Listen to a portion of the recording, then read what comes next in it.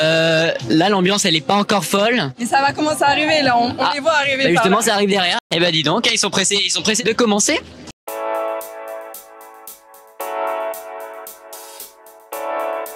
Salut, moi c'est Inès. Et Raphaël. Et on est les envoyés spéciaux du Pass Culture. Donc on vous emmène aujourd'hui au Fnac Live Paris 2023. Et allez, on y va. Alors vous êtes venus voir qui en priorité ce soir? Personnellement, aucun en particulier, c'est un peu tout le monde. Et surtout, il faut faire des découvertes. Hein. Moi perso, l'UJPK et Nuit Incolore. Moi je suis vraiment là pour découvrir, accompagner mes potes. C'est la première fois que tu viens au Fnac Live? Non, c'est la deuxième fois, j'étais venu l'an dernier. Ok, et là t'es venu voir qui ce soir? D'abord l'ESRAM et ensuite le JPK. Qui vous êtes venus voir ce soir en priorité?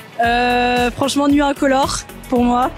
Nuit Incolore et le JPK. Vous êtes venus voir qui ce soir? L'UJPK. Ouais, pareil, lui, pareil. Il y a du succès lui. L'ESRAM. Ouais, les SRAM aussi. Ce soir, on va voir principalement l'UJPK. Ah, j'ai crois qu'il y a le JPK. Ok, trop cool, bah passez une bonne soirée.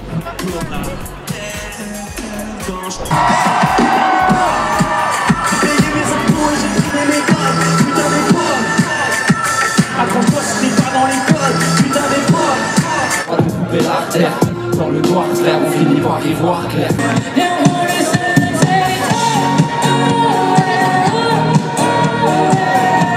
Si vite, ne vole pas les fleurs. Il emporte au loin le souvenir de ton odeur.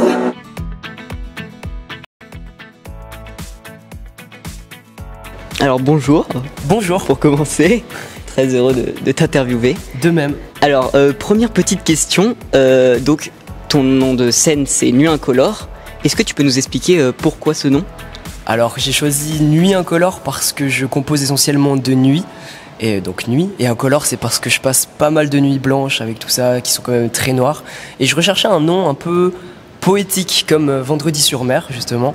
Et comme je chante en français, Nuit Incolore, je trouvais ça beau. J'ai pu voir que t'as fait 2 albums. Enfin, t'as fait plus que 2 albums, mais Ouais. deux EP. 2 EP. Histoire. Il y a eu Histoire de nuit 1, Histoire de Voilà. nuit 2 et Insomnia. Les histoires de nuit, c'est un peu un EP concept, comme un manga musical. Dans le sens, chaque titre, chaque musique, ça équivaut à un épisode. Ça se consomme comme une série. Il y a des interludes, justement, qui lient le tout. Mais je trouve ça intéressant de raconter une histoire. Et justement, quelles sont tes références manga, du coup, vu que tu nous dis que c'est tes inspirations un peu? J'adore Hunter x Hunter. Tu connais? Non, je connais pas. Ok.